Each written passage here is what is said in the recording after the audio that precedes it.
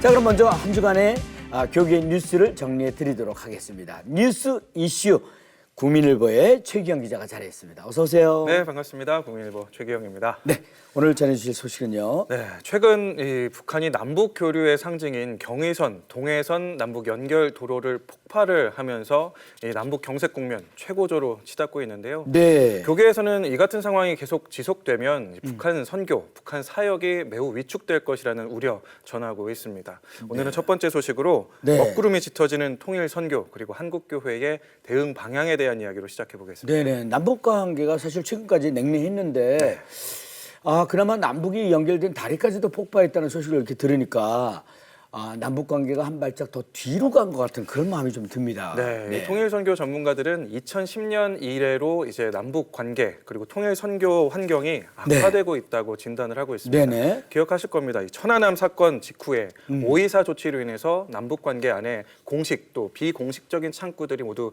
닫힌 바 있는데요. 네. 최근에 이제 지난달이었죠. 9.19 공동선언 6주년 이 기조 연설에서 또 한 번의 발언이 파문을 일으켰습니다. 네네. 이런 발언입니다. 통일하지 말자.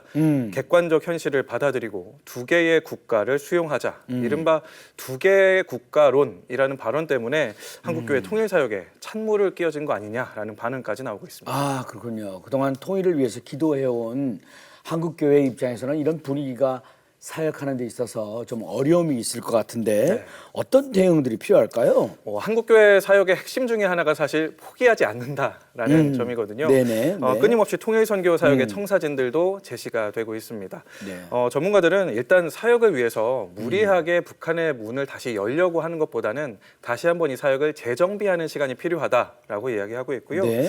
또 그동안 통일 선교와 관련해서 국내외 사역 현황들 그리고 네트워크가 좀 끊어지기도 하고 보완이 필요한 상황이기 때문에 이거를 점검하는 작업이 선행되어야 한다 이런 이야기도 나옵니다. 이와 함께 제가 반드시 좀 같이 병행해야 될 사역이 있는데 통일의 가교 역할을 해줄 이 탈북민들을 위한 실질적인 사역 필요하다는 겁니다. 지난 15일이었죠. 통일 선교 사역 교회 연합 이른바 통사연 회원들이 한 자리에 모였어요. 이 자리에서 이 탈북민들 교육 시설인 하나원 그리고 하나재단하고 협력을 해서 어떤 실질적인 도움을 줄 수 있을지 모색을 하는 자리였습니다.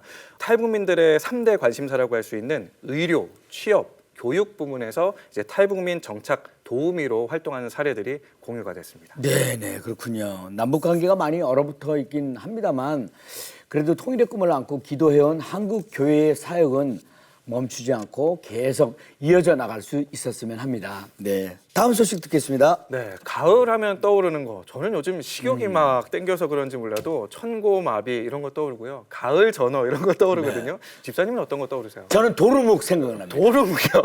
너무너무 맛있어요. 도루묵 알이 맛집 톡톡 터질 때. 네, 맛집 한번 같이 가시죠. 네네네.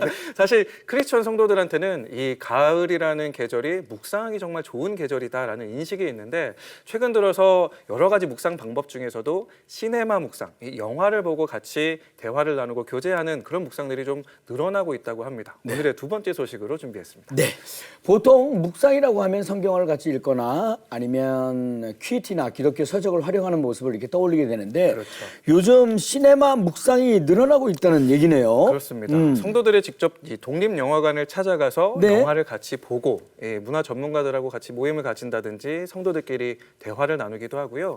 성도들이 평상시에 갖는 소모임에 이 전문가들을 초청해서 이야기를 같이 나누기도 합니다. 아무래도 이 영화라는 도구가 너무 쉽게 접근하기 좋고 대화를 또 풍성하게 만들기 좋은 도구이다 보니까 이런 부분들이 점점 더 확장이 되어가고 있고요.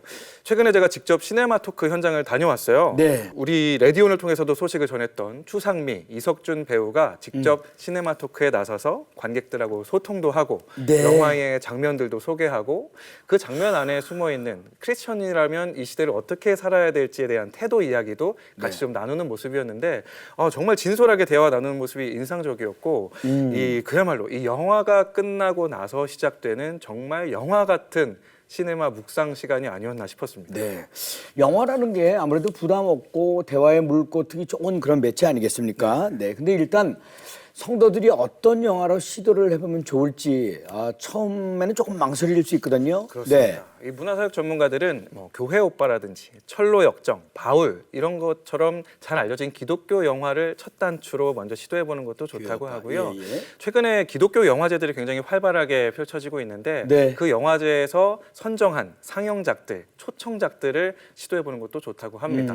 뭐 아무래도 이런 영화들이 독립영화관에서 주로 상영이 되다 보니까요. 지방에 계신 분들 또 대중적인 영화관을 찾는 분들은 접하기 어려울 수 있는데 사실 손안에 영화관이 있지 않습니까?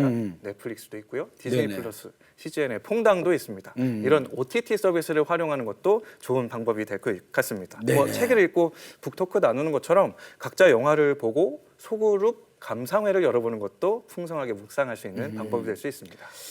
묵상의 방법도 점차 다양해지고 넓어지고 있는데 중요한 거는 그 가운데서 우리의 신앙을 이렇게 돌아보고 하나님의 마음을 알아가는 것이 아닐까 합니다. 이 가을 깊은 묵상의 시간 가져보셨으면 합니다. 네, 최기현 기자 대단히 감사합니다. 수고하셨습니다. 감사합니다. 네, 자 이어지는 단신 뉴스 보시고 다음 출연자 만나보시겠습니다.